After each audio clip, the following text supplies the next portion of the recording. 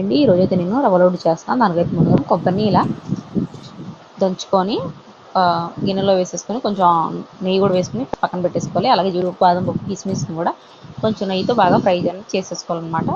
అది కూడా పక్క తీసేసి కొంచెం నెయ్యి అనేది మళ్ళీ వేసుకొని అయితే 1 kg రవ్వ అనేది తీసుకున్నాను అనమాట.